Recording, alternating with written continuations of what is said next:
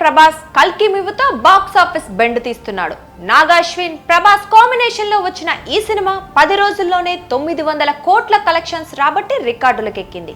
ఈ మేరకు నిర్మాణ సంస్థ వైజయంతి మూవీస్ అధికారిక పోస్టర్ విడుదల చేసింది. తెలుగు, కన్నడ, మలయాళ భాషలతో పాటు హిందీలోనూ కల్కి సినిమా పగ్గాలు లేకుండా దూసుకెళ్తోంది.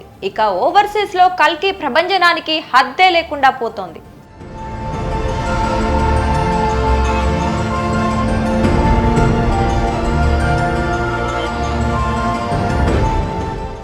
కల్కి 2898 AD సినిమా తెలుగు, తమిళ, కన్నడ, మలయాళ ఇతర ఇండస్ట్రీలు కలిపి దాదాపు 450 కోట్ల షేర్ వసూలు చేసినట్లుగా ట్రేడ్ వర్గాలు చెబుతున్నాయి. ఇక ఓవర్సీస్ మార్కెట్లో కలెక్షన్ల ప్రవాహంతో సంచలనం సృష్టిస్తోంది. ఈ చిత్రం నార్త్ అమెరికాలో $16 మిలియన్ వసూలు చేసి జవాన్, RRR రికార్డులను అధిగమించింది. దీని జోరు చూస్తుంటే త్వరలోనే 20 మిలియన్ల క్లబ్ లో ఎంట్రీ ఇవ్వడం ఖాయంగా కనిపిస్తోంది.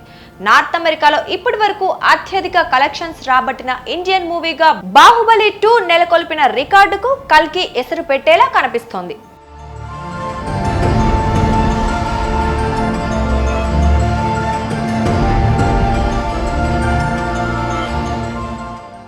మహాభారత కథకు సైన్స్ ఫిక్షన్ కలగలిపి నాగ్ అశ్విన్ చూపించిన విధానానికి ప్రేక్షకులు బ్రహ్మరథం పడుతున్నారు.